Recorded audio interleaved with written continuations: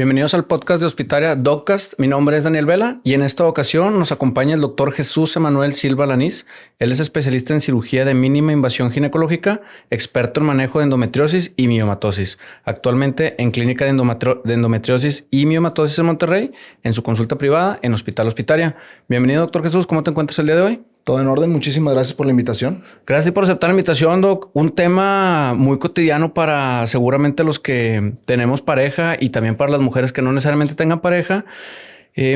Usted como ginecólogo entiendo que tiene una formación y verá todos los padecimientos, pero particularmente en esta área de especialización, ¿cómo una mujer podría considerar tener un diagnóstico de endometriosis? ¿Qué le pasa por la mente o por el cuerpo? ¿Cuál es su vivencia para decir, déjame voy con el gine? ¿Y cómo orientarla para saber si puede tener esto? Claro. Fíjate, es algo que últimamente hemos visto en aumento. Habitualmente las pacientes llegan con nosotros porque han traído dolor. Principalmente es el dolor pélvico crónico o agudo. Y este se asocia principalmente a la menstruación. De hecho, en un término, digámoslo así, sería la dismenorrea intensa incapacitante. ¿Qué significa esto? Dolor al tener menstruación. Claro, uno como hombre, ¿qué va a saber cómo es la menstruación? ¿Duele o no duele? Pues uno, ¿qué va a saber? Pero cuando platicas con ellas, te das cuenta que siempre puede ser doloroso o incómodo, pero no incapacitante. Y esa es la clave para la cuestión del diagnóstico. Existen la cuestión, ahora sí que otros síntomas, como la cuestión de el dolor al tener relaciones sexuales, como que se le llama dispareunia, que también puede estar asociado en estas pacientes. Entonces, ¿cuándo visitas al gine? Cuando presentas este tipo de cosas que nos hacen pensar en una endometriosis. Creo que es muy común todos los que tengamos pareja o colegas en el trabajo, mujeres, el tema del dolor en la menstruación, pero probablemente la mayoría se aguante más de lo que debería el dolor, y el tema incapacitante probablemente no sea tan frecuente porque sería poco común que vaya la mujer a consulta y que le incapaciten por este dolor. ¿Cómo poder diferenciar para aquellas mujeres que te dicen, oye, es que a mí siempre me duele tanto que sí puedo dejar de trabajar, el tema de incapacitante?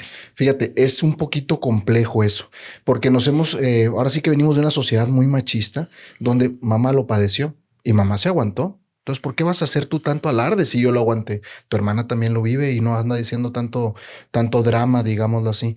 Entonces, eso menosprecia o hace que normalicemos la cuestión del dolor. Entonces, cuando la paciente, ya con los medicamentos básicos para quitar los cólicos y así, no se le mejora y literal, no se puede ni levantar de la cama, eso es un verdadero dolor incapacitante. Pero como te decía, es algo complejo. ¿Por qué? Porque yo no lo siento. Es bien fácil para mí, no, hasta ese momento. Pero cada una conoce sus límites de dolor. Y creo que ellas saben específicamente cuándo es incapacitante y esta vez sí fue demasiado ese dolor. Que probablemente los que tengamos experiencia en consultorio es esta paciente que llega. Ahorita me explicas en qué día es más frecuente, porque Claro. también algunas mujeres no identifican bien cuándo sería el primer día, el último día, o si se presenta 3-4 días antes, incluso si hay algo que se pueda hacer antes de. Pero es esta paciente que te pide, en mi experiencia, inyéctame algo, porque ya no puedo bien dijiste, con los tratamientos tomados habituales, necesito que me inyecte algo, y es donde ya uno como médico puede decir, bueno, ya para que alguien cruce esa línea es que sí debería ser. Pero ¿cómo ponerle día o es cualquier día? ¿Cómo identificarlo apropiadamente? Fíjate que eso que preguntas es muy, muy interesante. ¿Por qué? Porque a veces hay pacientes que me dicen, doctor, es que yo tengo dolor pélvico todos los días de mi vida, lo cual es válido. Pero la endometriosis no da dolor todos los días de la vida, solo cuando estamos menstruando. Entonces, válido que a lo mejor 1 o 2 días antes, 1 o 2 días después de la menstruación, esté presente ese dolor. Después de ahí, insisto, no que no exista ese dolor, puede que exista, pero ese dolor estaría asociado a otro tipo de patología, puesto que la endometriosis es específicamente en periodo menstrual. Entonces, eso es como que un dato muy característico del factor endometriosis. Y mencionabas el tema de tener relaciones sexuales. Creo que, lo hemos venido viendo desde 10-15 años para acá. Hay más conciencia de hablar de temas de sexualidad de manera abierta, y en redes sociales hay muchas sexólogas o sexólogos que hablan de este tema.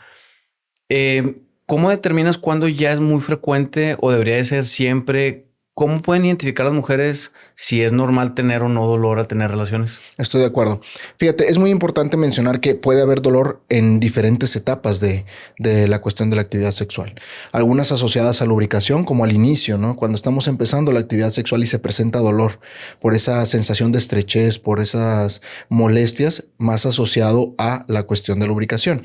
Sin embargo, en este tipo de patología, el dolor se presenta, digamos, al golpeteo profundo. ¿Por qué? Porque habitualmente la patología nos da ciertas lesiones a nivel, digamos, pélvico, que obviamente no lo visualizamos por fuera, todo esto está por dentro a nivel de los ligamentos de sostén del útero, que son los que nos van a generar dolor. Entonces, particularmente el dolor asociado al tener relaciones sexuales es durante la penetración profunda. Ok, perfecto. Y para quienes no ubiquen, porque a lo mejor pudiera ser muy técnico el tema pélvico, es justo Claro. abajo del ombligo, arriba de las partes íntimas, ¿no? Para quienes quisieran ubicar, oye, pero a mí me duele más. Y esa sería la siguiente pregunta. ¿Solo es en la parte pélvica o de pronto te llegan pacientes, oye, me duele todos los cuadrantes? ¿Cómo se puede presentar un paciente así? Claro, fíjate que hay de todo, hay un poquito de todo y en efecto, a veces uno como que es muy técnico y se le olvida.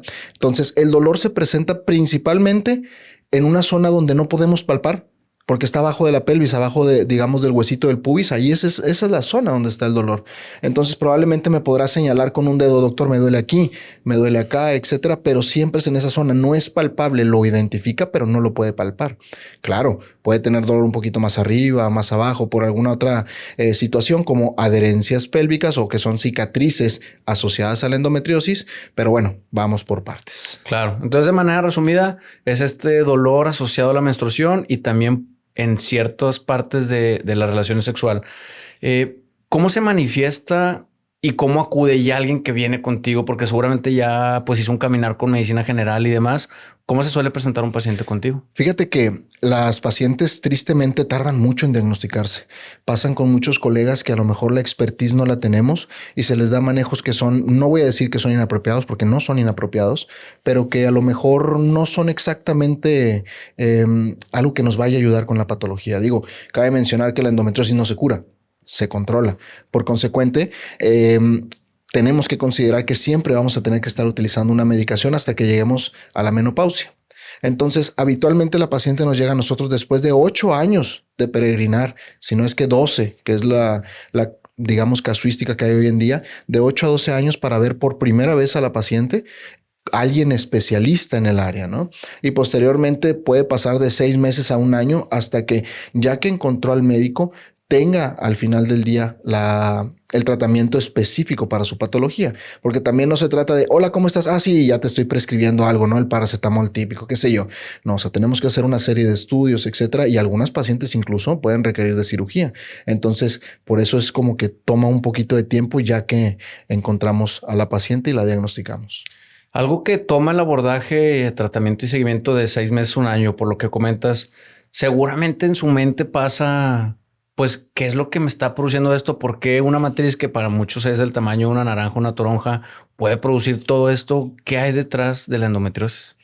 Fíjate que es difícil hasta cierto punto explicar algo en específico. Ah, mira, se asocia directamente a esto porque es muy variable, Pero si nos vamos, digamos, a la base de todo esto, según los estudios más recientes, la teoría más aceptada es la teoría de la menstruación retrógrada. Entonces, lo que sucede es que la menstruación no es así, pero para darme un poquito a entender, digamos que el 100% sale por vagina. Ok, todo perfecto, todas las pacientes tienen su menstruación, listo. Pero ¿qué sucede? Resulta que en las pacientes que tienen endometriosis, nuevamente, es subjetivo esto que estoy diciendo, no es ese número en particular, es para explicar, el 90% sale por vagina y el 10% se retorna por las trompas. Al caer esa menstruación, la menstruación hace que, bueno, digamos, esa menstruación trae tejido endometrial que se implanta en la zona pélvica, que le llamamos tejido endometrial ectópico. Y ese tejido endometrial ectópico tiene la habilidad de mes con mes menstruar. Entonces es como si la paciente estuviese menstruando mes con mes también por dentro. A veces le digo a la paciente que lo más fácil de explicar cómo sería el dolor es como si te apuñalaran, como si te encajaran un picayelo, porque está sangrando específicamente de ese lugar donde se implantó el foco endometriósico. Y el problema es que esto es cada vez peor. ¿Por qué? Porque así como eso llegó ahí, o sea, que digamos que se fue retrógradamente y luego se implantó, eso también sangra o menstrua, que también tiene ese factor de arrojar endometrio y se vuelve a pegar en otras zonas y en otras zonas, entonces empieza a diseminar cada vez más. Por eso el dolor es logarítmicamente, aumenta logarítmicamente, porque cada vez es peor, pero peor exponencialmente cada mes. Entonces, ya me perdí. No sé si esa era exactamente la pregunta. ¿De dónde surge? O sea, ¿qué hay detrás? Porque por lo que comentas de tantos meses que se necesitan de tratamiento, ¿qué produce el dolor y por qué es tanto? ¿Por qué se manifiesta? Creo que lo has ido explicando bien. Y seguramente una pregunta que te han hecho, porque es lo primero que me pasa a la mente, es, ¿habría alguna manera de prevenirlo? A lo mejor acostarse con cierto grado de inclinación como para los que tienen reflujo, o ¿hay alguna medida preventiva ante esto? Desgraciadamente no hay algo que lo pueda prevenir como tal. Anteriormente quizá si hacíamos un poquito de digamos, remembranza o de pensar en el pasado, a lo mejor decían a las abuelas no les pasaba tanto esto. ¿Ok? ¿Qué pasaba? Las pacientes duraban embarazadas mucho tiempo. Nacía bebé y cuando menos te lo esperaba ya estaba embarazada otra vez. Entonces había muy poco tiempo en el cual estaba con ciclos hormonales normales, digámoslo así. Por consecuente, había poca probabilidad de tener endometriosis.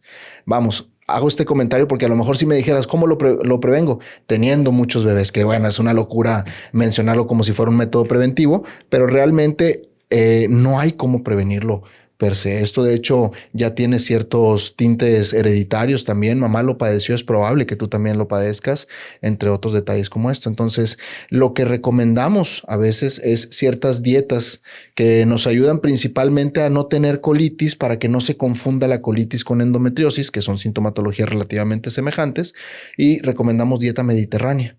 Pero te digo, ya a eso podemos ir llegando más adelante en el tema. Sí, ya se va personalizando y es un gran punto el que dices porque hace poquito platicaba con una colaboradora que son 9 hermanas o 9 hermanos en general. Y si consideras que a lo mejor son 20, 25 años menstruales, pero le quitas 10 a 14 años la ausencia de menstruación, pues sí te quedan poquitos años menstruando y ya hoy en día que hay muchas mujeres que ya deciden no tener ningún hijo, pues bueno, se avientan infinidad de menstruaciones. Entonces creo que es buen punto. Llega el paciente contigo, ¿cuáles los métodos que podría esperar una mujer? Porque también creo que sigue teniendo un poco este tema del tabú del temor a ir con un ginecólogo o ginecóloga a que la exploren. ¿Cuál es el método diagnóstico más habitual para este diagnóstico? Fíjate que hasta hace poco la única manera de diagnosticarlo era haciendo una laparoscopía, que es una cirugía de mínima invasión donde introducimos por unos trócares o tubitos pequeños una cámara para visualizar la zona donde pueda estar las lesiones. Y fíjate que después dijeron, bueno, ¿y por qué tenemos que operar? ¿Qué pasa si la paciente dice, no tienes endometriosis? Digo, ya te operé, pero no tenías nada, ¿verdad? Bendito Dios, qué bueno. Pues no, obviamente tenemos que hacer todo esto pensando en no debemos de operar. Entonces, ahora lo que hacemos para el diagnóstico es historial clínico. O sea, el cuadro clínico de la paciente es así mandatorio. Ya prácticamente una paciente con dismenorrea, que era lo que te mencionaba, el dolor al menstruar, con esos datos característicos que hemos hablado, es suficiente para decirte yo, todo cuadra para que tengas endometriosis. Y si a eso le agregas una ecografía dinámica en la cual podemos ver qué tantas adherencias puede haber de los ovarios al útero, etcétera, en el eco, eso también nos da otro dato extra para poder decir, bueno, no hay vuelta de hoja. E inclusive hoy en día ya hay lugares especializados, incluso aquí en la ciudad, donde se hacen resonancias específicas que se les llama mapeo de endometriosis para poder darnos un escenario real de qué tanta patología tenemos en este momento y la manera en la que podemos abordarlo el día de mañana en un proceso quirúrgico o inclusive si requiere de algún proceso quirúrgico, ¿no? Que también es un dato muy importante. Es decir, el diagnóstico hoy en día ya no tiene que ser invasivo, por lo que comentas, seguramente sigue siendo en algunos hospitales o especialistas, pero ya hoy en día existe la posibilidad de un abordaje no invasivo. Claro, de hecho, digo, no por levantarnos un poco el cuello, por así decirlo, pero eso yo creo que es lo que te hace especialista en el área. O sea, seguro muchos de mis colegas son excelentes médicos y han podido diagnosticar en algunas ocasiones, pero el guiarnos solamente por decir, voy a operar, es que eso nos habla de dónde realmente hay una especialidad en el área y dónde no. O sea, también decir, bueno, que quizá a lo mejor puedas tener la duda, bueno, perfecto, este doctor está aquí, está platicándome sobre las cosas. ¿Y de dónde salió? ¿Qué lo hizo especialista? ¿Por qué se dice especialista en el área?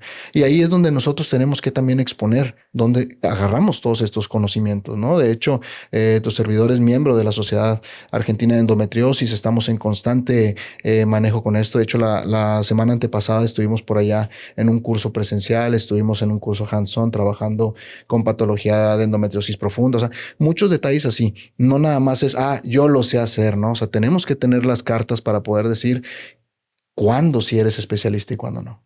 Claro que en el caso de los médicos, pues son pues 7 años de medicina, más 3, 4 de gine, más 2, 3 de especialidad, más todos estos cursos y luego las certificaciones para ser parte del consejo. Claro. O sea, seguramente para llegar a ese grado de especialización no es nada más, como dices tú, muchos terminan su formación de posgrado y ya solo se dedican a la consulta y probablemente por la experiencia se consideran especialistas en esta área, pero sabemos que la medicina de un día para otro a veces sale un aparato tecnológico que te evita esto y pues bueno, qué bueno saber que no se necesita, pero me queda la duda que seguramente tienen las pacientes. Yo tengo seguro de gastos médicos mayores. ¿Es válido este tipo de abordaje invasivo laparoscópico para el diagnóstico? ¿O te tocó en tu travesía por la vida tener problemas con este tipo de cobranzas? Claro, no, es válido 100%. ¿Qué quiere decir? Esta patología la cubren los seguros de gastos médicos mayores. Solo haciendo un pequeño paréntesis, hay que recordar que cada una tiene una póliza en particular y algunas tienen sus, digamos, bemoles, ¿no? Pero habitualmente después de tener la póliza 2 años, lo cubre totalmente. Cuando la paciente tiene una póliza, digamos, de empresa o cosas por el estilo, habitualmente a los 2 meses, 3 meses de haber contratado la póliza, ya podemos hacer un procedimiento sin ningún problema con la cuestión del seguro. Claro, perfecto. Y, ok, tengo endometriosis. Existen grados de mínimo, leve, máximo, 1, 2, 3, 4. Todos son iguales, a algunos les va mal, a todos les va mal. Claro, hay varias, digamos, clasificaciones, pero me quiero basar principalmente en la quizá más sencilla de entender. No digo que sea la mejor, pero es lo más sencillo para comprenderlo y sería mínima, leve, moderada y severa, que es una que sacó hace bastante tiempo, por eso digo que hay mejores hoy en día, pero es más sencillo entenderlo y la sacó la Sociedad Americana de Fertilidad. Entonces, con esta nos damos cuenta más o bueno, le podemos decir a la paciente, ¿sabes qué? Este es tu grado de patología, que eso sí es cierto, ¿eh? Habitualmente para poderte dar esa clasificación tenemos que hacer un proceso quirúrgico porque tenemos que verlo como tal. Insisto, hoy en día ya con las resonancias y todo esto podemos darnos una idea previa a un proceso quirúrgico de en qué escenario estamos, pero esta particularmente, hasta que no estás ahí y ves, es donde ya puedes dar como que el estadiaje, por así decirlo. Y me preguntabas también la cuestión de qué pasa después, perdón. Básicamente saber si tienen, o sea, si vas a vivir siempre con esto, porque empezamos a tocar el tema de si se opera o no se opera y a lo mejor para aplanar el terreno. El primer abordaje suele ser farmacológico o en algunos casos el primer abordaje es quirúrgico. Claro, depende mucho de la sintomatología de la paciente. También, como te mencionaba hace ratito, de primera instancia siempre era, te operamos. Te operamos, ¿no? Y era lo que se estaba haciendo, era lo mandatorio con la endometriosis. Posteriormente hemos sido un poquito más suaves en cuanto a ese tipo de cosas y depende mucho de la sintomatología de la paciente. Hoy hacemos un estudio una valoración anual en la paciente, viene con nosotros solo por su papá Nicolau. Todo está perfecto, no tiene ninguna molestia. Hacemos un eco como parte de la valoración anual y le encontramos un quiste endometriósico. ¿Ok? El quiste endometriósico casi estás cantando que estamos en una endometriosis moderada a severa. Entonces, lo primero que a lo mejor uno pensaría es, pues hay que operar para quitar ese quiste. Y hoy en día ya no lo hacemos así. ¿Por qué? Porque lo importante para nosotros es la sintomatología de la paciente. Si la patología realmente no se cura, entonces, ¿qué significa? Yo te opero hoy, te quito ese quiste. Perfecto, maravilloso. ¿Y en 5 años dónde vamos a estar? ¿Otra vez te operamos? ¿En 10? ¿Otra vez? ¿Cuántas cirugías vamos a tener hasta que lleguemos a la menopausia? Entonces, ¿cuándo se opera? Cuando la paciente tiene síntomas para hacerlo. La paciente no tiene ninguna molestia, todo está perfecto, no le está afectando nada. Seguimos en vigilancia. Una vigilancia estrecha con medicamento, como tal lo mencionabas, que nos ayude a mitigar un poquito el crecimiento de esa patología. Porque realmente, para bien o para mal, no la podemos curar. pero la podemos mantener a raya. Entonces, eso es lo que hacemos de primera instancia. El día de mañana, en cualquier momento, se viene dolor, se viene alguna otra situación, bueno, podemos cambiar esa mentalidad y considerar a lo mejor algún proceso quirúrgico. Y creo que también me habías cuestionado el factor de qué pasa el tener la endometriosis, que nos puede dejar de secuelas como tal. Y desgraciadamente, lo que más nos afecta a la endometriosis es la fertilidad. De hecho, yo le comento a mis pacientes, puedes estar tranquila, esto no te va a matar como tal, no es común que esto sea una situación de vida o muerte, digámoslo así. Pero lo que más nos va a afectar sí o sí es el factor fertilidad. Entonces, muchas de las pacientes empiezan con este problema desde los 15 años, desde los 14 o desde la primera menstruación. Pero pues obviamente les comentas todo esto pues X, a los 12 años, ¿qué vas a estar pensando que vas a tener bebés? Pero ¿qué pasa? A los 30, 35 o más, la paciente quiere buscar bebés y ya no puede, batalla, y es donde encontramos que la endometriosis es la principal causa de infertilidad como tal. Me voy a salir un poquito y hacer un pequeño paréntesis porque con todo esto que comentas del tejido que va migrando a lugares donde no debería estar, y quizá no es tu área de especialización, pero seguramente te toca a lo mejor hasta referenciarlos, puede detonar cáncer en donde quizá ni siquiera estaba en el radar por este tejido endometrial lejos de... Fíjate que se pueden encontrar focos endometriósicos fuera de. O sea, de hecho, por la teoría de menstruación retrógrada, lo podemos encontrar en el diafragma, lo podemos encontrar en el hígado, lo podemos encontrar en el intestino, en el colon, en toda el área, digamos, abdominal, que es una misma cavidad, por así decirlo. En toda esa área lo podemos encontrar. Y yo también hago ahora un paréntesis, la palabra cáncer. Aunque existe la posibilidad de que las células malignicen como tal asociadas a endometriosis, principalmente desde el punto de vista endometrioma, que son los quistes que se forman de endometriosis en el ovario, no es común que se conviertan en un cáncer. A lo que voy es que yo no tendría el valor de decir a la paciente, traes un endometrioma, te tengo que operar porque te va a dar cáncer. Aunque es una posibilidad, no es lo primero que pasa por tu mente. Entonces, el carcinoma de tipo endometrioide, que es el que se asocia, el tipo de cáncer que se asocia a la endometriosis, no es exactamente el más común. Entonces, por eso tenemos como que cierta cautela con eso. Cierro el paréntesis. Hay otros focos endometriósicos más lejanos que están documentados, como lo son a nivel cerebral, a nivel de ojos, a nivel de piel, incluso a nivel de pulmones. Y tú me puedes decir, bueno, me dijiste que menstruación retrógrada. Perfecto. La sangre migró y todo, pero el diafragma, quizá no todos ubiquemos que el diafragma separa, digamos, la zona donde está el corazón, donde están los pulmones, etcétera. Pero bueno, ya no hay manera de pasar por ahí. Es una barrera, digamos, anatómica, es una pared, por así decirlo. Entonces, ¿cómo llegó hasta allá? Y eso nos lleva a otro tipo de teorías de diseminación de la endometriosis que puede llevar esos focos más allá de la cuestión de la cavidad abdominal. ¿Y se presentaría con dolor menstrual en lugares atípicos? Como tal, no sería dolor, pero nos da sintomatología muy particular durante la menstruación. Nuevamente, la clave es durante la menstruación. Durante la menstruación, la paciente va a tener, digamos, tos con sangre. Caray, ¿qué onda con eso? ¿Por qué? Porque el foco endometriósico que está en pulmón sangra durante la menstruación y eso ocasiona la tos con sangre. Durante la menstruación se puede formar un neumotórax, por ejemplo. Atención, que es cuando hay una perforación, digámoslo así, por parte del pulmón asociado a un foco endometriósico. O una paciente que tiene migrañas súper intensas, que bueno, muchas pacientes con endometriosis también tienen migrañas y no quiere decir que tengan un foco de endometriosis a nivel cerebral o algo por el estilo, pero así es como los casos documentados lo manejan, como una migraña muy intensa durante la menstruación. O lo que tú me digas, dolor o enrojecimiento de alguna área de la piel porque tenemos foco endometriósico ectópico en esa área. Entonces, igual pacientes que cada que menstruan la cicatriz de la cesárea, por ejemplo, se pone muy roja, aumenta de tamaño, hay un dolor intolerable y resulta que hay un foco endometriósico ahí que se diseminó quizá desde la cesárea. Claro, me voy a rezar un poquito porque el tema del seguimiento, bien decías, esta paciente que de pronto le detectan un quiste, que es bien cotidiano en mi experiencia, pero tú me podrás corregir, le detectan este quiste y seguro a tu asistente puede ser un poco incómodo porque les hablas a los pacientes o familiares de tiene su siguiente cita tal día y a lo mejor no acuden. ¿Qué tan indispensable es el seguimiento? Porque seguro pasa como la hipertensión o la diabetes. Al no tener dolor, lo dejan a la desidia y ya cuando regresan se complican. En esta patología en particular, deberían de acudir a su seguimiento y que no se interprete como, es que el doctor nomás me quiere ver para sacarme dinero. ¿Tiene alguna justificante y cuál es el seguimiento? Fíjate que yo me he manejado de la misma forma siempre. Yo, no están ustedes para saber ni yo para contarlo, pero nadie en mi familia es médico.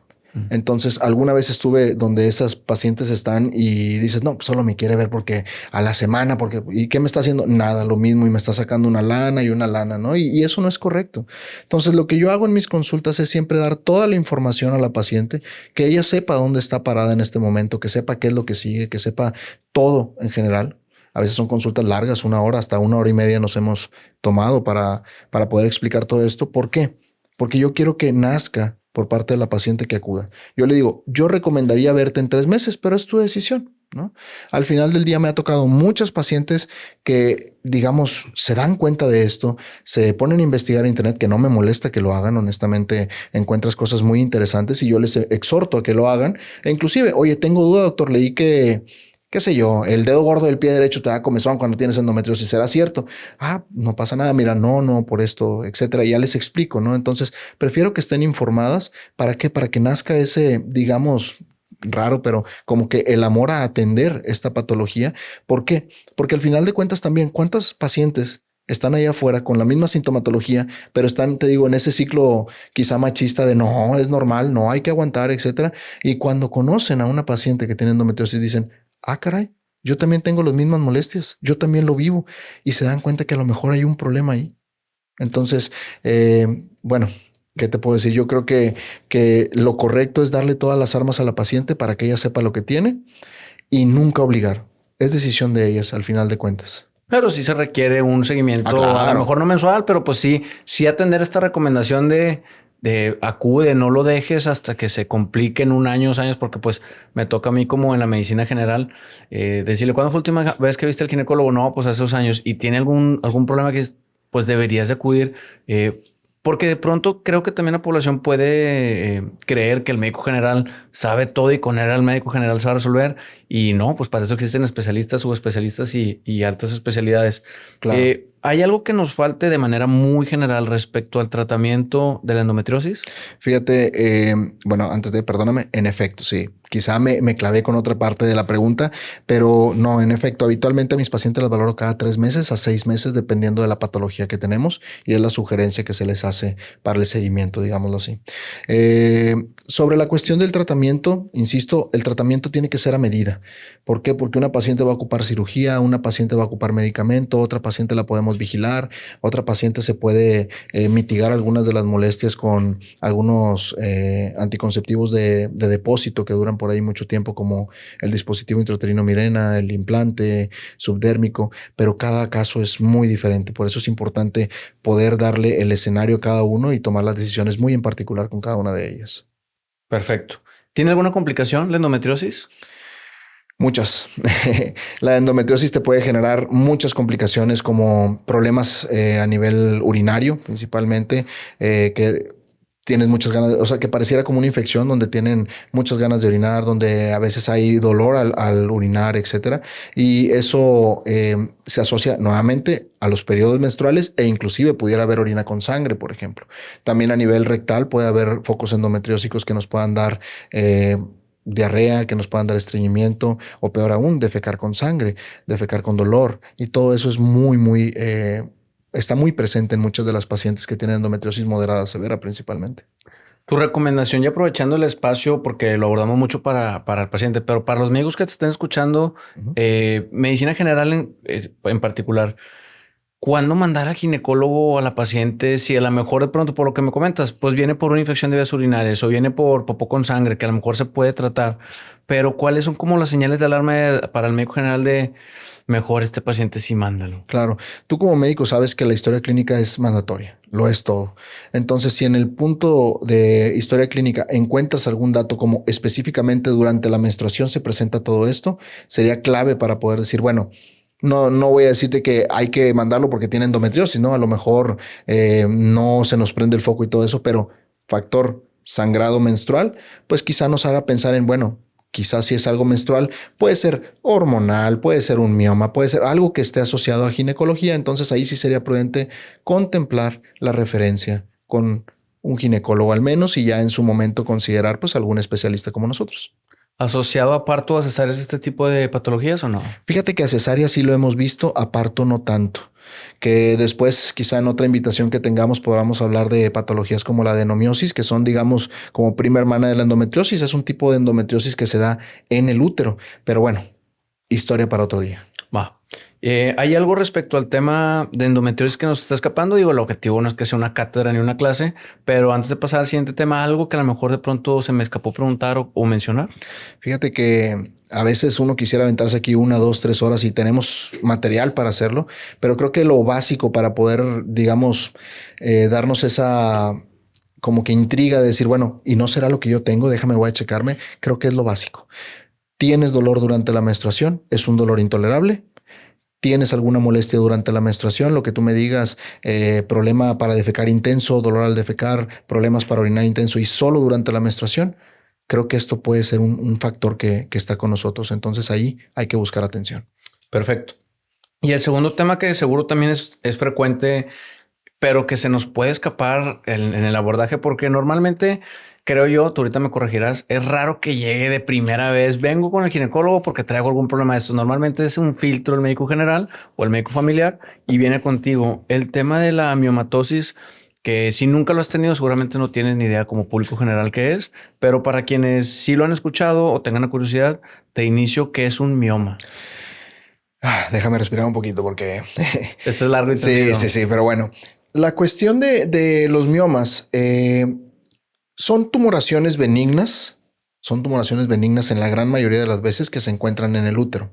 Acuérdate que siempre, digo, tú como médico sabes que la palabra tumoración no significa cáncer, pero a veces desde el gremio no médico escuchan tumoración y es un cáncer y ya me voy a morir y todo esto. Y no, es importante mencionar a la paciente que los miomas, la gran mayoría de las veces, de hecho, de los miomas, digo, de las tumoraciones más benignas que hay desde el punto de vista ginecológico, entonces es muy poco probable que sea algo malo. Entonces son tumoraciones que se generan en el útero, que nos van a dar sintomatologías muy características. ¿Y cómo se suele presentar un paciente a tu consulta, una paciente a tu consulta que termina o sale con el diagnóstico de miomas? ¿Cuáles son como los síntomas que podrían presentar? Fíjate que tal cual lo dijiste tú, hay pacientes, oye, hoy me levanté con ganas de ir al doctor porque creo que tengo un mioma. Bueno, hay un trasfondo de todo esto, ¿no? Entonces, así como el tema previo que era la endometriosis, hay pacientes que llegan con nosotros a su chequeo anual. Todo tranquilo, todo perfecto. Y durante la realización de la ecografía nos damos cuenta que trae un mioma. Entonces, oye, doctor, pero ni me había dado cuenta. Hace un año estuve aquí contigo y no estaba nada. ¿Qué onda? Entonces, realmente son cosas que pueden crecer por ahí a nivel del útero. Pero al final del día, lo importante es la sintomatología. Digo, esos son hallazgos y los hallazgos habitualmente son de miomas que pueden ser intramurales o subserosos, que ahorita platicaremos de eso seguramente, que son localizaciones de los miomas. Pero la paciente, los síntomas principales por los cuales va a buscar un doctor es hemorragias uterinas anormales con coágulos. Particularmente, doctor, yo tengo un flujo muy abundante. Claro que es importante valorarlo, descartar cualquier eventualidad, pero flujo abundante es un sangrado constante, teóricamente no forma coágulos. Aquí la palabra clave es la formación de coágulos. Es súper común. Entonces, como te digo, no quiere decir, yo no formo coágulos, no tengo miomas. No, pero como que ese dato es así de que es súper fuerte para decir, lo más probable es que traigamos un mioma. Ok, perfecto. Y ya mencionaste que el cómo saber si los tengo o no es por ultrasonido. El ultrasonido para saber si tienes miomas es transvaginal, es abdominal. Volvemos a la pregunta previa. ¿Es invasivo el diagnóstico o es un diagnóstico de manera sencilla? Claro. Son diagnósticos de manera sencilla si tienes la expertise para hacerlo. De lo contrario, se te puede pasar en alto porque a lo mejor no le das importancia a esa imagen que viste, etcétera. Y a veces hay unos muy pequeños que sin la expertise se te puede pasar por alto. No dejan de ser hasta el eco en sí, desde el punto de vista ginecológico, no deja de ser invasivo en la gran mayoría de las veces. ¿Por qué? Porque la gran mayoría de las veces va a ser necesario hacer un ultrasonido transvaginal. Eso a mí me parece pues bastante invasivo. El punto de lo invasivo, digámoslo así, es porque la patología ginecológica benigna se valora con ultrasonido transvaginal. Esto que voy a mencionar es algo muy subjetivo, pero lo utilizo para explicar a las pacientes un por qué es mejor hacerlo transvaginal. Y si te pones a pensar el rayo, digámoslo así, que emite el transductor del eco, para poder hacerlo transabdominal, pues tiene que pasar el rayo por piel, grasa, músculos, pared abdominal, intestinos, y luego visualizamos la cuestión de el útero. Claro que con los... ahora sí que los ecos actuales son bastante buenos y esto lo hace verse muy fácil, pero obviamente la resolución de esto puede verse afectada, mientras que cuando lo hacemos transvaginal, directo es vagina, útero, vagina, ovarios, vagina, cualquier patología como miomas, ¿no? Entonces es más fácil la visualización, por eso es mejor. Y quizá me puedas preguntar, oye, pero mi nena tiene 12 años, ¿cómo vas a hacer eso? Oye, pero yo tengo 30 años y nunca he tenido relaciones sexuales, ¿me vas a hacer ese estudio? Y no, también tenemos que hacer todo a la medida. Y también, oye, yo tengo 35 años, pero no quiero que me hagas un ultrasonido transvaginal, lo cual se tiene que respetar totalmente y obviamente el método transabdominal es una buena opción y cuando llegásemos a tener alguna duda, podemos apoyarnos con una resonancia, por ejemplo, que nos va a dictaminar cantidad de miomas y localización de los mismos. Bien, entonces el diagnóstico se resume en que se hace con una historia clínica personalizado y con estudios de imagen o hay otro tipo de método diagnóstico. Fíjate que si no somos de la vieja escuela, también la exploración física nos ayuda mucho, pero también nos llevaría a ese detalle donde la paciente a lo mejor se siente incómoda o muy invadida por el tipo de valoraciones, como lo es el tacto y manual, donde tenemos que tener un abordaje vaginal y presionar el abdomen, y pues eso obviamente puede ser un poquito incómodo para la paciente. Entonces, oye, yo no tengo eco.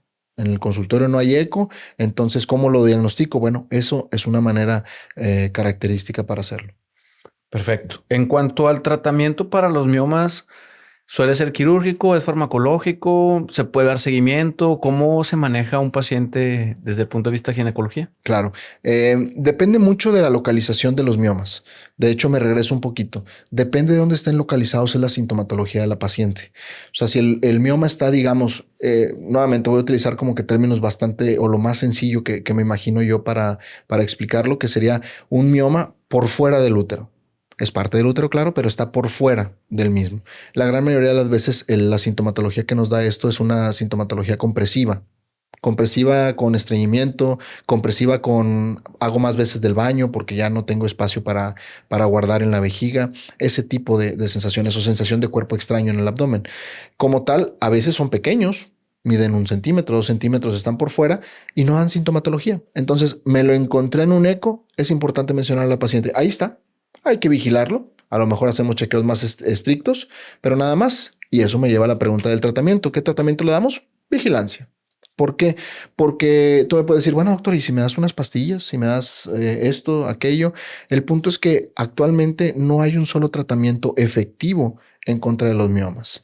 A veces le digo a las pacientes que podemos dar tratamientos como de patada de ahogado, ¿no? E intentar dar algunos medicamentos que por su forma de actuar consideras que nos van a ayudar a que los miomas no crezcan, pero realmente no hay uno que esté avalado como tal como tratamiento.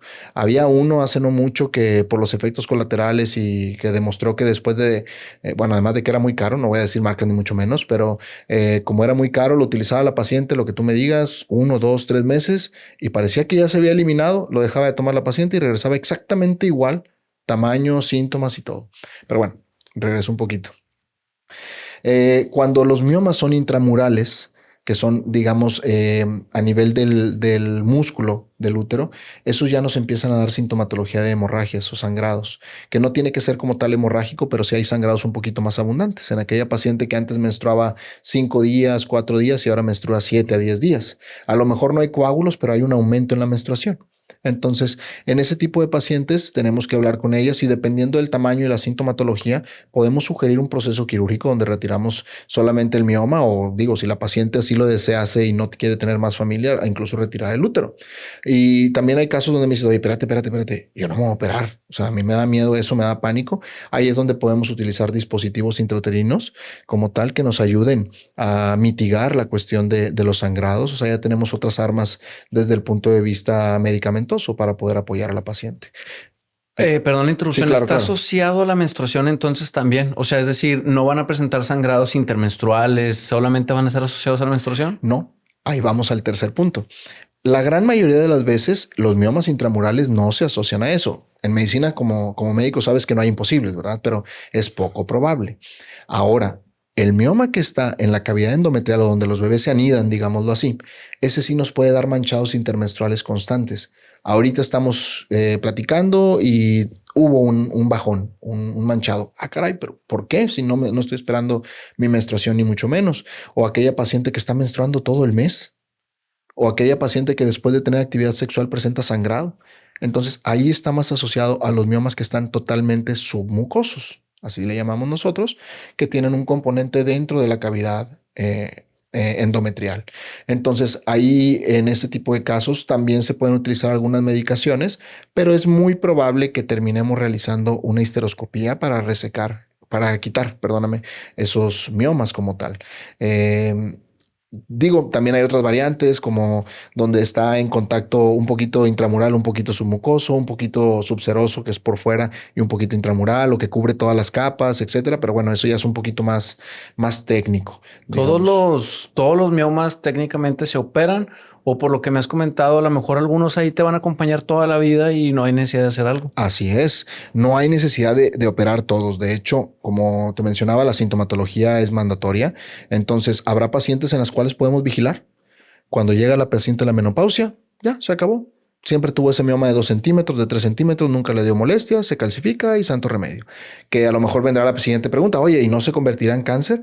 Realmente no podemos clavarnos con eso, es poco probable esto, en especial porque los miomas son, la gran mayoría tienen receptores, digamos, hormonales, entonces al ya no haber hormonas, teóricamente no es así, pero para darme a entender, como que se duermen y ahí se quedan estáticos.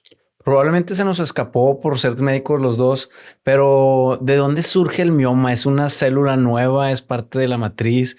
Propiamente a lo mejor en cuanto a patología y no ser tan específicos, pero ¿el mioma de dónde nace? Fíjate que es cuando una célula, digámoslo así, se empieza a remolinar sobre sí misma hasta formar una bola. Así tal cual de músculo liso, que es el tipo de músculo que encontramos en el útero. Quizá otra de las preguntas es, bueno, ¿y de dónde se originó, etcétera? Es bien difícil porque ese no te puede decir, hay una menstruación retrograda, así no. De repente los factores hormonales detonan esto y por eso hay pacientes que desde los 12 ya traen un mioma o hasta los 40, 45 años aparece uno.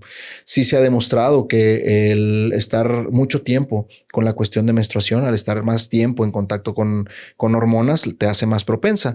Otra de las situaciones por las cuales no quiero que se clave esto, pero tanto con la endometriosis como con los miomas, pudiese considerarse como un tema hasta cierto punto protector el embarazo. Entonces es importante. La recomendación es embarazarse. No es cierto. No tanto así, porque bueno, hago otra cosa totalmente ajena a esta. Fíjate cómo me molesta que muchos de mis colegas le dicen a la paciente que le diagnostican miomas o endometriosis, no, mija, hay que embarazarnos ya. Ya, búscate un novio y que te embaraces.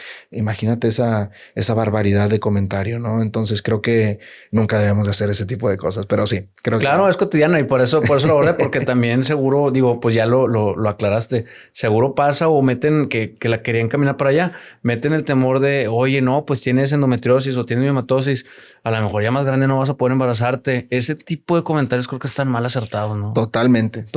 La verdad te digo, muy fuera de lugar y más porque hoy en día ya existen otras técnicas que nos pueden ayudar a ayudar a la paciente que tiene problemas de fertilidad. Entonces, ahorita ya es una barbaridad decir ese tipo de cosas.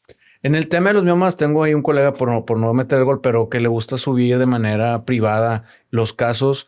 La pregunta es, cuando me operan, me quitan, tengo 10, vamos a poner un número, me quitan 10, tengo 10, perdón, y me quitan 3 o 4 y me dejan 2 o 3. Ese tipo de situaciones pasa, es decir, se dejan algunos, se quitan todos.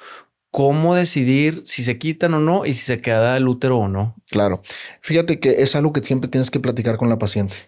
¿Por qué? Porque al final de cuentas habrá unos más difíciles que otros y también qué tan profundos o qué tanto daño generaría para la paciente o para el útero como tal el retirarlos. A veces le comento yo a la paciente, digo, no estoy seguro de que esto lo puedan ver como tal, pero es como si tuvieras un agujerito en donde tú me digas en cualquier prenda.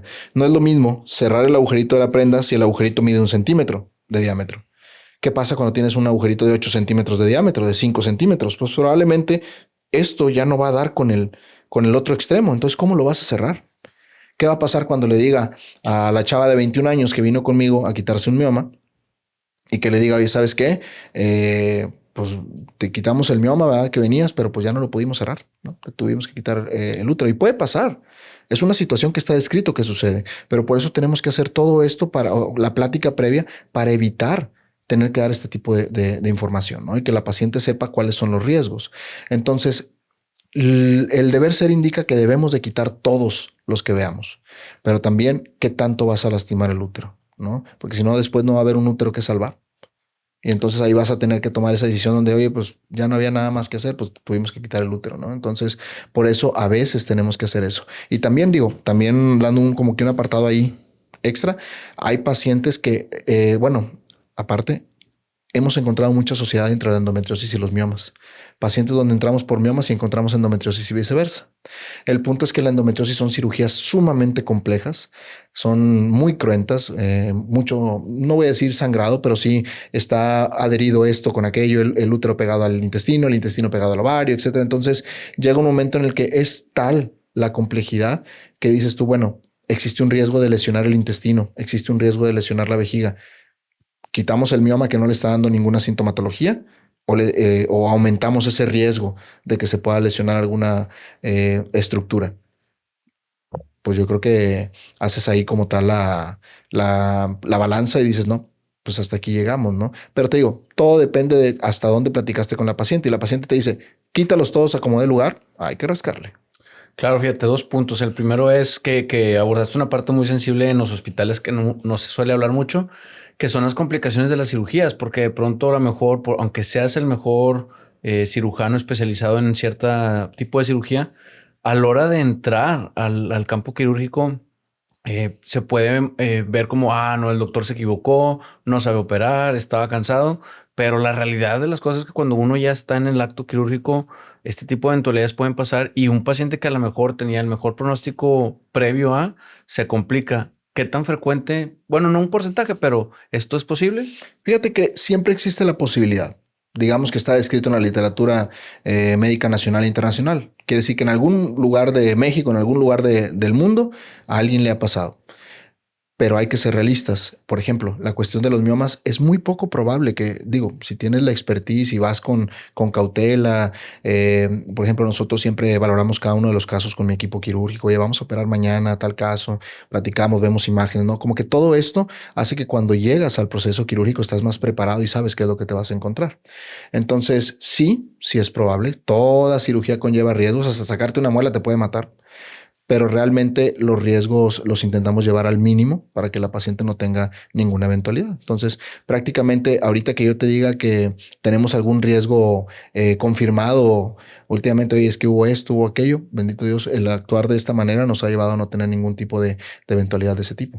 Por ser quirúrgico y aprovecharé el espacio de si se autoriza, ¿qué opinión te merece entonces los consentimientos informados y el comunicarle a la paciente y al familiar con cautela todo esto que me vienes platicando y documentarlo? Fíjate que últimamente se empieza a hacer la medicina como que con miedo, ¿no? O sea, ya el factor legal es algo súper importante y se nos olvida que hacemos el consentimiento porque no vaya a ser que pase algo, ¿no? Y para defenderme yo. ¿Y dónde está el punto humano donde te acercaste con la paciente y le dijiste, oye, pues tienes que saber que existe la posibilidad de que pierdas el útero, ¿no? Y que, insisto, aunque no nos ha pasado, Dios no lo quiera, mañana sucede y que cuando la paciente despierte le pueda decir yo, oye, ¿sabes qué? Hicimos todo lo posible, pero tuvimos que retirar el útero. Entonces, el consentimiento informado es súper importante. ¿Por qué? Porque te ayuda a recordar, a decirle a la paciente las cosas que se pueden venir en un procedimiento quirúrgico, que ella sepa lo que estamos haciendo, que sepa lo que le estamos entrando, porque también es válido que un minuto antes de entrar a cirugía diga, oye, ¿sabes qué? Ya me dio miedo, mejor no. ¿Legal? Adelante, claro que sí. Claro. Sí. La segunda pregunta de lo que venías platicando por la edad, fíjate, yo tengo ahí por la historia de la vida un par de amigas que pues no pueden tener ya hijos por una situación muy parecida. Y justo me gustaría que recalcaras la importancia de que este tipo de padecimientos no es hasta que tengas 25, 30, 40 años y que quieras buscarte embarazar. Muchas de las veces, o algunas tú me dirás, se presenta desde etapas muy tempranas y es necesario o recomendable acudir con el gine a pesar de este temor porque podríamos estar salvando esta posibilidad de procrear, ¿no? Claro. Va a ser bien difícil cambiar como que el chip de las pacientes jóvenes. En verdad es muy difícil porque lo ven muy lejano. pero ya cuando estamos ahí es el problema, ¿no? Y dices, híjole, hubiera. Entonces yo creo que no puedo mencionar números porque cada escenario es muy diferente, pero probablemente en pacientes muy jóvenes también la familia forma parte importante de esto, ¿no? Entonces es importante platicar con la mamá, con el papá, para que los puedan orientar más objetivamente acerca de lo que viene posteriormente, como es la fertilidad, para que se tomen decisiones cuando es necesario, no dejarlo a la ligera. Yo siempre intento que en pacientes, inclusive 18, 20, 21 años, siempre, si está en su haber o si ellas así lo desean, esté un familiar con ellas. ¿Para qué? Para que puedan llegar a casa, platicar un poquito y apoyar con la cuestión de la decisión para ellos, ¿no? Y si la decisión es no hacer nada, maravilloso. Que tengan todas las bases fundamentadas para decir, yo decidí no hacer nada y estar tranquilos. Claro. En el tipo de abordaje, porque pues eres especialista en cirugía de mínima invasión, ¿todas las cirugías las haces por mínima invasión? Hay algunos que sí se tienen que hacer por cirugía abierta. ¿Cómo diferenciarlo? Claro. Fíjate que eso es me encanta porque siempre digo, fíjate, tengo que buscar otra muletilla, ¿no? Una muletilla distinta. Sí. Pero bueno, todos los procedimientos, digamos, todas las patologías ginecológicas benignas pueden tener un abordaje mínimamente invasivo. Es importante mencionar eso porque me ha tocado saber de ciertos colegas que no, es que está muy grande. Es que no se ve muy bien. Y resulta que pues el punto es que no tienen la expertise para hacerlo y pues obviamente o tristemente en lugar de buscar el apoyo con médicos especialistas en esa área deciden pues como quien dice quedarse con el hueso, ¿no? Pero bueno, no todos definitivamente, pero eso es un dato muy importante. Toda la patología ginecológica benigna se puede trabajar vía laparoscópica. Un mioma de 10, 15 centímetros, incluso 20, 22 centímetros, que son los límites que hemos tenido nosotros. No límites, digamos, porque no podemos, sino porque es lo que nos ha tocado trabajar vía laparoscópica. Lo haces. Quistes de 12, 15 centímetros igual, sin ningún problema. Entonces, todo se puede hacer vía laparoscópica. Claro. Hay casos muy particulares, muy así puntuales, que por X o Y razón se tendrá que hacer la cirugía vía convencional o abierta, pero son muy mínimos, muy puntuales. La gran mayoría se puede hacer vía laparoscópica. Perfecto. Jesús, ¿algo que se nos está escapando de miomatosis o cómo hacer un rápido resumen de? Yo creo que está bastante cubierto. Es un tema un poquito más pequeño que la endometriosis, pero a grandes rasgos, si lo que te pasa es, independientemente de la menstruación, hay dolor pélvico, es importante analizarlo. Si independientemente de la menstruación hay sangrado por ahí 1, 2 o 3 veces intermenstrual, es importante analizarlo. Si tu menstruación dura más de los días habituales, es importante analizarlo porque una menstruación abundante y o con coágulos siempre puede estar asociada a miomas. Por eso es importante analizarlo. Perfecto. Y aprovechando los últimos minutos, si se permite, Jesús, ¿cuándo decidiste estudiar medicina? Fíjate que es una muy larga historia, pero la resumiré. Veía una cosa que se llamaba IAR urgencias y pensé que era así de fácil. Yo voy a llegar y salvar el mundo, ¿no? Así llega la paciente, yo la opero, yo hago esto. Caray, pudiera regresar el tiempo digo, a lo mejor agarraría nuevamente medicina, pero con otra mentalidad totalmente. Claro, sí, a todos los que veamos IAR, digo, la medicina de Estados Unidos es un poco diferente o un tanto diferente sí, claro. En cuanto a la formación, pero quienes vimos Warner Channel, que fue donde yo lo veía, si dices, oye, sí. Pues estos de urgencias hacen todo, luego ves Doctor House y dices, no definitivamente ellos todos tienen formación de multiespecialidad. Y bueno, uno entra a medicina a lo mejor con ese enfoque, pero ¿en qué momento decides hacer la especialidad y su especialidad? Fíjate que es algo que poca gente sabe. Yo siempre quise ser cirujano. Entonces yo les digo que soy un cirujano frustrado. Por X o Y razón, esto me llevó a ginecología, que cuando rotamos nosotros ahí tuve buena afinidad con eso y decidí que fuera una de mis opciones para el examen nacional de residencias, que es el que tienes que presentar para la cuestión de la especialidad. Y bueno, fue como llegamos a ginecología. Y ya en ginecología siempre me gustó más el factor, digamos, tiene 2 áreas, ginecología y obstetricia, la obstetricia más asociada a bebés, digámoslo así, y la ginecología más asociada a todo este tipo de cosas que estamos platicando.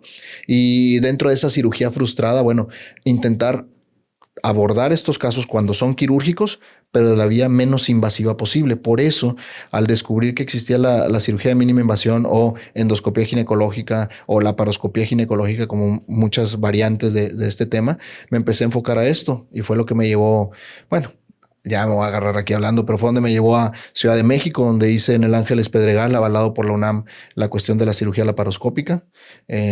mi maestro era, bueno, no, ya lo estoy matando.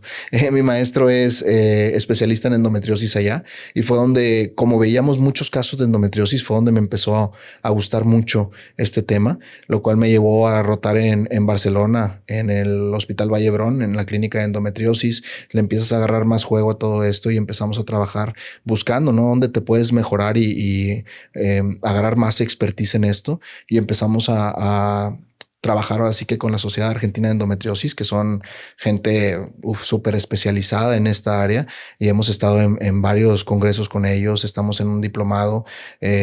Actualmente, cada 2 años se hace un diplomado de endometriosis, tanto manejo quirúrgico como médico. Entonces, eso es como que toda la trayectoria que he llevado hasta el momento, hasta ahora formar parte de esa sociedad. Digo, puedes decir, pues está en Argentina, está bien lejos. Sí, no tengo nada que decir, pero aún así, si tú entras a la Sociedad Argentina de Endometriosis, al momento de poner el mapa federado de ellos, aparecemos los médicos que estamos, digamos, en la periferia en otros países y aparecemos ahí como parte del grupo de federados de la Sociedad de Endometriosis. A los colegas, ¿qué les dices respecto a vale la pena la inversión? Porque seguro es una inversión detrás tu formación. El emigrar y buscar súper especializarse en el extranjero. Definitivamente. Al final del día todos podemos ofrecer una excelente atención. Te aseguro que aunque he dicho algunas cosas ahorita, muchos de mis colegas son excelentes médicos. Seguro alguna vez me han sacado de algún apuro, etcétera. Pero siempre ofrecer lo mejor para la paciente creo que no tiene precio. Entonces, ese tipo de inversiones siempre te van a traer una gratificación bastante buena desde el punto de vista emocional, desde el punto de vista gratitud de las pacientes, todo eso. Bueno, ya manera el último ejercicio. ¿Te acuerdas del primer día entrando a Nato? Seguramente. ¿Qué le dirías a ese Jesús como recomendación de lo que le viene? Así que le hubieras tirado la onda a ese chana. No. La verdad es que quizá yo creo que todos podemos o tenemos como que esa perspectiva de cambiar mucho o querer cambiar mucho las cosas, pero probablemente si hubiera estudiado menos, hubiera estudiado más o hubiera hecho algo diferente, no estaría aquí donde estoy ahora. Entonces, pues uno agradece a Dios que hayamos tenido la dicha de hacer justo las cosas como se han hecho hasta ahora para estar donde estoy ahora. Entonces, no cambiaría nada más, le diría, échale para adelante. No hay más. Jesús, ¿algo con lo que te quieras despedir de quien nos está viendo? Pues nuevamente agradezco de antemano la invitación por parte tuya, por parte de Hospitaria, para poder intentar ahondar más en este tema, en hacer un poquito de énfasis para que las pacientes acudan a checarse con su ginecólogo, que busquen atención especializada con nosotros o con quien ellas gusten para poder dar un diagnóstico a tiempo y un tratamiento específico para solucionar sus problemas. Perfecto, pues gracias por aceptar la invitación y por acompañarnos y instruirnos de temas tan importantes para los hombres y para las mujeres. Y a todos los colegas que han llegado hasta este punto, les agradecería que compartieran el episodio en sus redes sociales para crecer esta comunidad y llegar a más personas. Gracias por acompañarnos en Doccast.